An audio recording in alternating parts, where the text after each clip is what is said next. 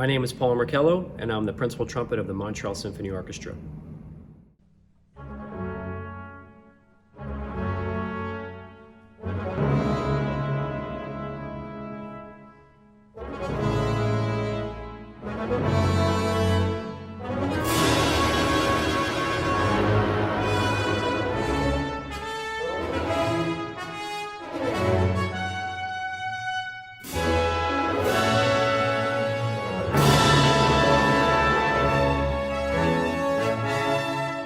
The opening solo of Mahler's Fifth Symphony is one of the most dramatic and powerful in all of our repertoire. Mahler stated that the upbeat theme of the triplet must constantly be somewhat rushed, quasi-accelerando like a military fanfare. So that goes for the entire movement, not just the opening triplets. I prefer to think of it in 6/8 time. 1, 2, 3, 4, 5, da da da da, 2, 3, 4, 5, da da da da, to keep consistency in the triplets and to always give direction to the half note.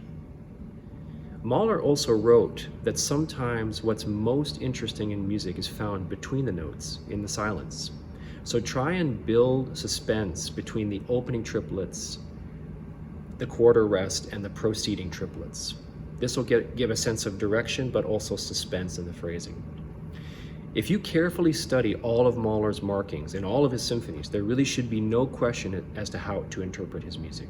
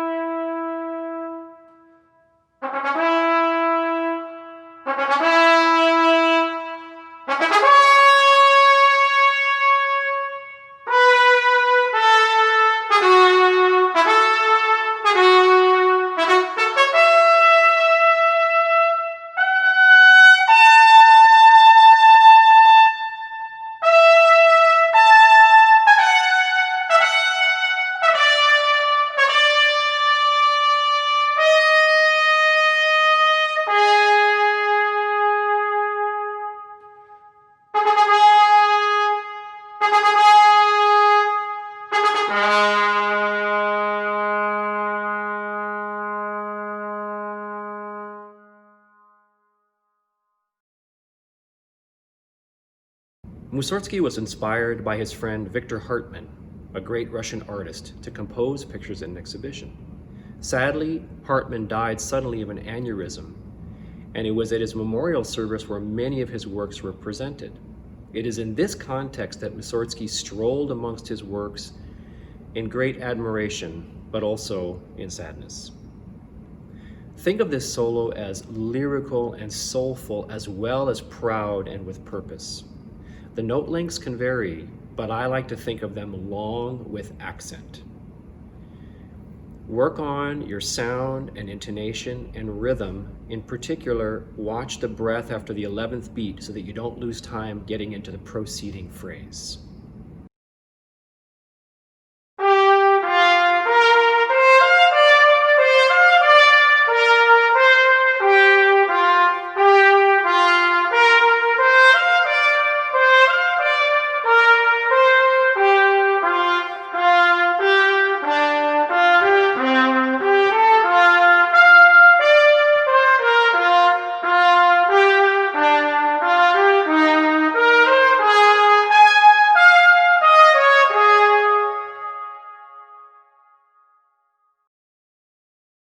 The trumpet calls in Leonore III by Beethoven represent a celebration of freedom. Florestan, the main character, was unjustly imprisoned and ultimately rescued by his wife Leonora, who convinced the minister to pardon him. So rather than think of this as a call to arms, I prefer to think of it as a celebration fanfare, brilliant, articulate, and noble. It's easy to overblow, so practice a relaxed forte with clean, consistent articulation on each note. Think horizontally with good diaphragmatic support throughout. Also, practice your long tones working from forte to piano with a good taper at the end and keeping the intonation stable throughout.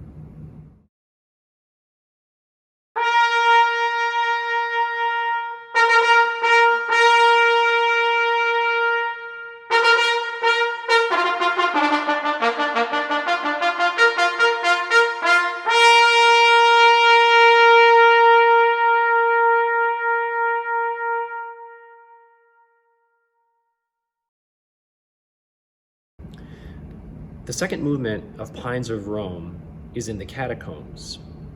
I think of an image of the shadows of the pine trees cast across the catacombs in a very reverberant acoustic.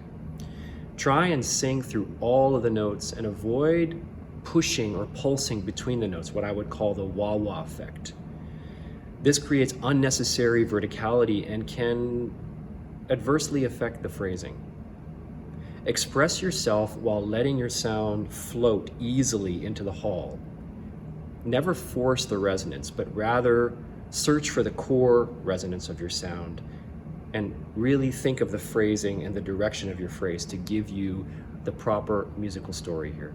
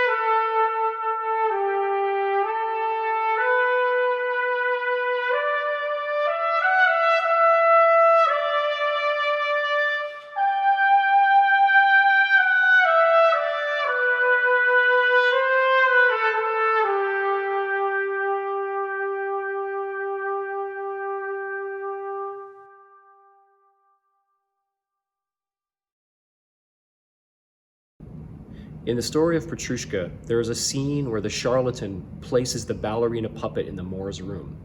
The ballerina is intrigued by the Moor and plays a toy trumpet sardonically to get his attention. The character of this solo should be played brilliantly, playful, and proud with character. In the 1911 version, there are no dynamic differences, whereas in the 1947 version, there's a distinct difference between mezzo forte and piano. I imagine the ballerina puppet jumping up and down on the mezzo forte, da-da-dun, da-da-dun, da-da-dun, da-da-dun, and twirling all around in the piano. Have fun and think horizontally to keep your sound consistent, even, and make music and phrase here.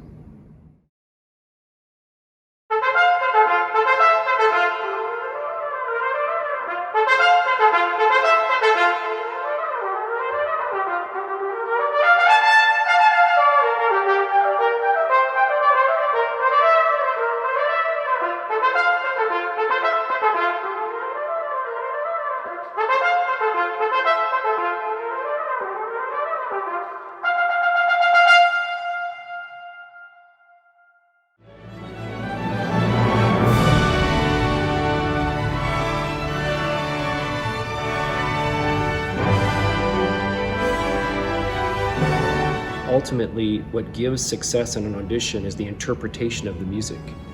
We have to work tirelessly on our technique, but technique is not the end game. The music is the end game. We don't play an instrument that's sometimes musical. We play a musical instrument.